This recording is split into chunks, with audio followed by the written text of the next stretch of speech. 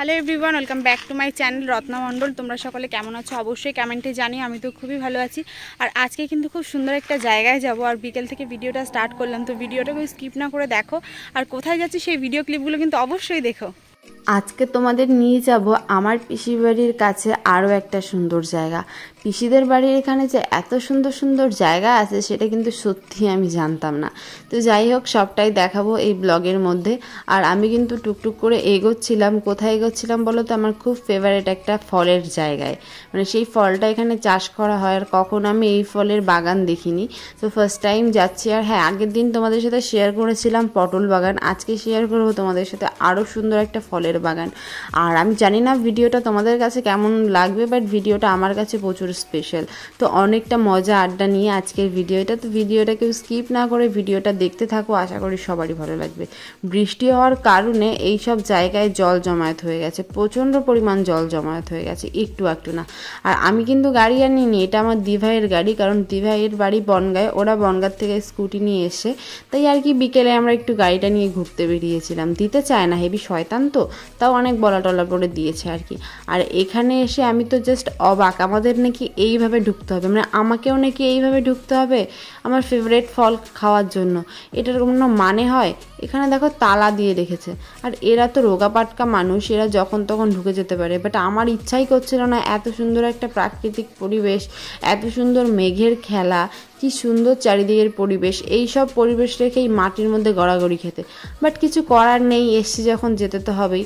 তো আমি প্রচুর মোটা হয়ে গেছি, সেটা তোমরা বুঝতেই পারছো। এইটুকু একটা জায়গা দিয়ে আমার কি ঢোকা সম্ভব বলো দেখি? তারপরেও মানে গৌড়ায় মৌড়ায় মাটির মধ্যে মিশে টিশে মানে চেষ্টা করছিলাম। আমি ভাবছিলাম আমার দেহটা যদি এখানে আটকে যায় তখন কী হবে? আমি যদি এখানে আটকে যাই, না বেরোতে পারি না ঢুকতে পারি, তখন তো এই জায়গার লোকজন ঠ্যাঙাবে। গেটে তালা দেওয়া, মেন যে গেটটা দেখতেই পেলে, গেটের মধ্যে তালা দেওয়া। ফাইনালি আমি ঢুকে গেলাম সে ড্রাগন ফ্রুট। তোমরা কি কখনো এত কাছ থেকে ড্রাগন ফ্রুট দেখেছো? ড্রাগন ফ্রুট তো শুধু কিনেই খেয়েছো। এটা কি করে চাষ করা হয়, কোথায় চাষ করা হয়, গাছে কটা ফল হয়, কখন ফল কাটা হয়, কিভাবে ফলটা খেতে হয়, কিভাবে ফলটা কম রেঞ্জের মধ্যে পাওয়া যায়, এইসব কি কোনো কিছু জানো? এইসব কোনো কিছুই জানো না, আমিও কোনো কিছুই জানতাম না। বাট এখানে আসার পরে আমি বিষয়টা সবই আস্তে আস্তে বুঝতে পারলাম। এখানে যে ফলটা চাষ করা হয়েছে, এই ফলটার নাম ড্রাগন ফল। আর এই ফলটা কিন্তু রেড কালারের হয়। এটা অনেক ধরনের হয়, হোয়াইট কালারের হয়, বাট এখানে হোয়াইট কালার এটা চাষ করা হয়নি, এখানে হচ্ছে রেড কালারের মধ্যে যেটা সেটা চাষ করা হয়েছে। এখানে যাতে মানুষ ঢুকতে না পারে তার জন্য চারিপাশ থেকে ঘিরে দেওয়া হয়েছে, যাতে কেউ মানে টোপকে ঢুকতে না পারে। আর এই ফলের অনেকটা দাম, অনেকটা খাটনি করে এই ফল ফলাতে হয়, সেটা আশা করি তোমরা সবাই জানো আর কি। আমার আর নতুন করে কিছু বলার নেই। তো সেই কারণে চারিদিক দিয়ে পুরো রকম ব্যারিকেড দিয়ে রেখেছে। তারপরেও কিছু কিছু মানুষ আছে যারা হচ্ছে ঢুকে যায়, আমাদের মতন পাবলিক আর কি। তো আমার তো প্রচণ্ড ভয় করছিল যে রাস্তা থেকে যদি দেখে আমাদের কি হবে। তো চলো দেখি একটা পাকা ফল ছিঁড়ি, সেটাকে খাওয়া যাক, কারণ আমি খুব ভালো পছন্দ করি ড্রাগন ফ্রুট। তো এত মানে কখনো ভাবতে পারিনি এইরকম গাছের থেকে ড্রাগন ফ্রুট ছিঁড়ে আমি খেতে পারবো।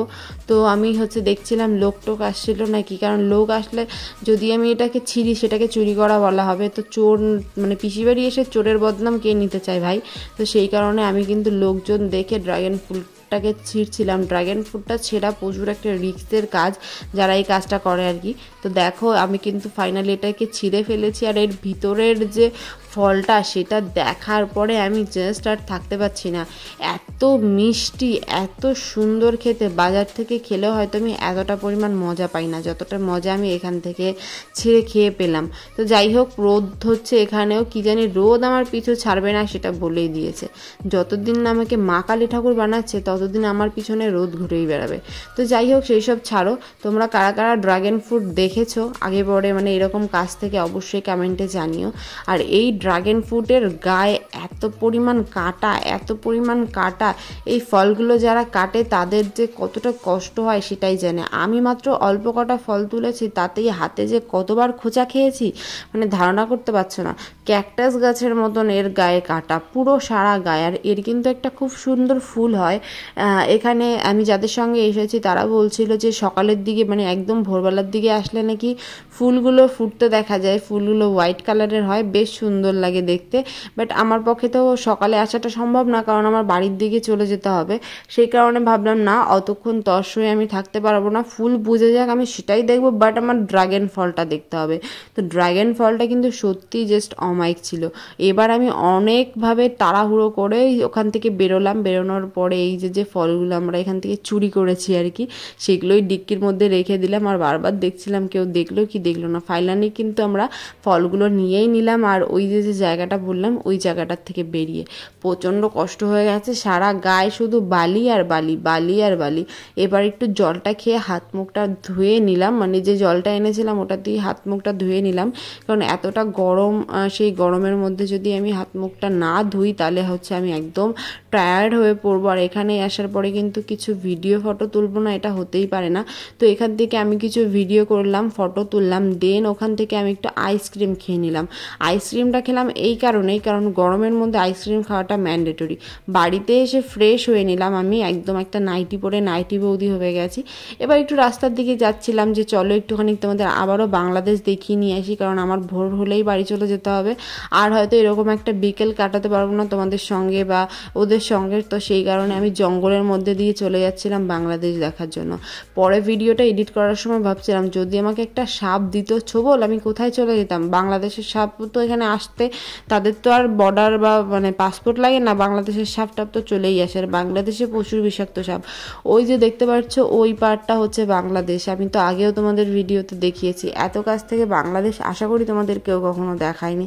আমি নিজেই কতগুলো দিন পরে দেখলাম, এখানে দাঁড়িয়ে জাস্ট একটু হাওয়ার উপভোগ করছিলাম। এত সুন্দর হাওয়া দিচ্ছিল চারিদিকে, এত সুন্দর প্রাকৃতিক পরিবেশ, জাস্ট অসাধারণ একটা জায়গা বলতে পারো।